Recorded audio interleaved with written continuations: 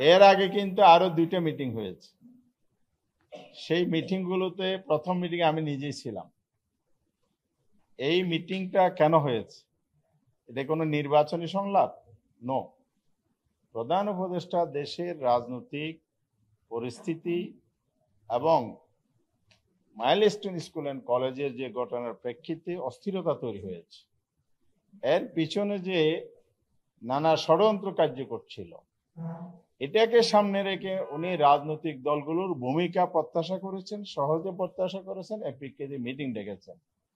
3টা মিটিং এ যারা উপস্থিত ছিলেন প্রত্যেকটি মিটিং এর সদস্যদের সাথে আমার কথা হয়েছে, বলে যে এখানে ইলেকশনের কোনো সংলাপ হয়নি, আলোচনা হয়নি। কোনো একটি দলের নেতা যদি এসে জাতির সামনে এরকম বলেন যে প্রধান উপদেষ্টা এটা বলেছেন, তা আপনারা কি লক্ষ্য করেছেন প্রধান উপদেষ্টার প্রেস উইং সবসময় ব্রিফ করে, অথবা কোনো অথরিটি কোনো উপদেষ্টা মুখপাত্র হিসেবে কথা বলেছেন, এরকম কিছু আপনারা লক্ষ্য করেছেন? আমার মনে হয় সবাই না বলবেন, কারণ এটাই সত্য। এই জন্য কোনো ব্যক্তি বা দলের নেতা বললে ওন রেসপন্সিবিলিটি উনি বলেছেন। কেন বলেছেন? ওনার হয়তো দলীয় স্ট্যান্ড থেকে উনি কথা বলেছেন। তা আমরা এটাকে সঠিক মনে করি না, এবং জাতীয় এটাকে কোনোদিন মেনে নিবে না।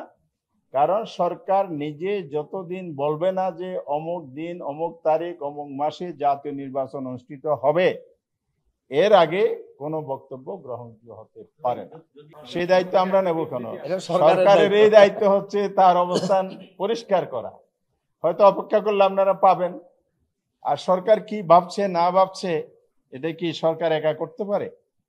ইলেকশন কখন হবে এটার প্রধান দায়িত্ব ইলেকশন কমিশনের। যেন আমাদের হাউসে একদিন বলেই ফেলছে ফেব্রুয়ারিতে ইলেকশন, আমরা প্রটেস্ট করেছি। আপনি কি নির্বাচন কমিশন দায়িত্ব নিয়েছেন নাকি? এই জন্য ইলেকশন ডিক্লেয়ার করবে, সরকারের সাথে সমন্বয় করে নির্বাচন কমিশন। কনস্টিটিউশন এটাই বলা আছে, এর বাইরে যাওয়ার তো সুযোগ নেই। সুতরাং কোথায় কে কি বললো এটাকে বেস করে কনফিউশন তৈরি করার কোনো সুযোগ এখানে নাই।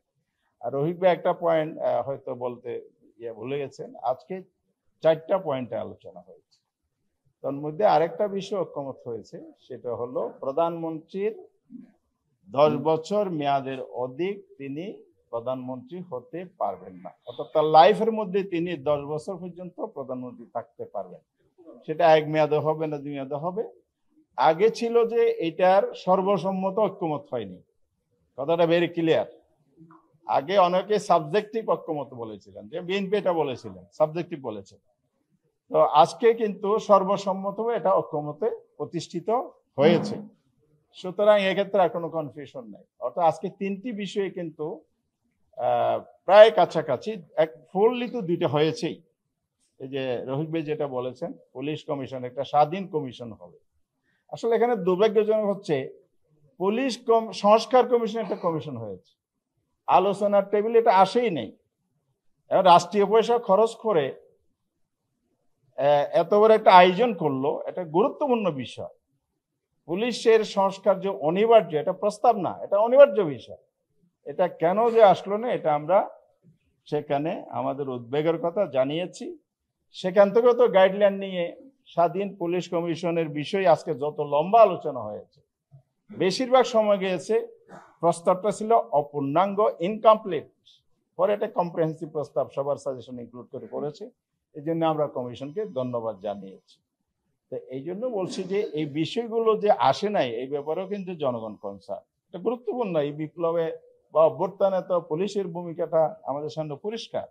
তাহলে আগামী দিনে পুলিশের যদি সঠিক ভূমিকা আসতে হয়, দলীয় প্রভাব মুক্ত, কোনো শক্তি দ্বারা পরিচালিত, করাপশন এন্ড আদার্স যে বিষয়গুলো আছে, এবং তাদের অভ্যন্তরে যে ইনডিসিপ্লিনারি ওয়ার্ক আছে, পুলিশের ঊর্ধ্বতন অফিসারের নির্দেশে অধস্তন অফিসার বাধ্য হয়ে বিবেকের বিরুদ্ধে গিয়ে কাজ করে, অমুককে ধরে আনো, অমুকে রিমান্ডে দাও, অমুককে গুম করো, অমুকে ক্রস ফায়ার দাও। এগুলো যদি বন্ধ করে সুশাসন কায়েম করতে হয়, অবশ্যই পুলিশ সংস্কারের কমিশন প্রকাশ্যে আসতে হবে, আলোচনা হইতে হবে। এটা আমরা দাবিও করেছি। তবে একটা অগ্রগতি হয়েছে যে পুলিশ অন্তত একটা কমিশন গ্রহণের সিদ্ধান্ত হয়েছে। সেটা যদি আগামী পার্লামেন্টে সঠিক আইন প্রণয়ন করে অতীতের বিষয়গুলো অভিজ্ঞতার আলোকে যদি দেশ জাতি জনগণের সাথে কাজে লাগায়, হয়তো এই স্বাধীন কমিশন অলংকারিক না হয়ে একটি ফাংশনেবল জনগণের স্বার্থ সংরক্ষণে বিভাগীয় ডিসিপ্লিনের জন্য, এবং সেখানে আমরা বলেছি দায়বদ্ধতার সাথে নৈতিক বাধ্যবাধকতা যেন যোগ করা যায়, এটা অ্যাকসেপ্ট করেছে, এটা জামাতের প্রস্তাব ছিল। সেখানে প্রতিনিধিত্ব বলা হয়েছে পার্লামেন্টের দ্বারা মনোনীত, পার্লামেন্টের 4 জনের মনোনয়ন, সংসদ নেতা, বিরোধী নেতা, স্পিকার, ডেপুটি স্পিকার। আমরাও সেটা প্রস্তাব করে আজকে এটা অনুমোদন হয়েছে, সেটা যেন সংসদের বাইরে না হয়, পরে এটা ইনক্লুড করা হয়েছে। কেন আপনি পুলিশের প্রতিনিধিত্ব নেবেন, প্রশাসন প্রতিনিধিত্ব নেবেন, জুডিশিয়ারি প্রতিনিধিত্ব নেবেন, তো পার্লামেন্টের যে কেউ যদি প্রতিনিধি হয়ে যায় পার্লামেন্টের বাইরে চলে যেতে পারে, এটা স্পেসিফাই করা হয়েছে।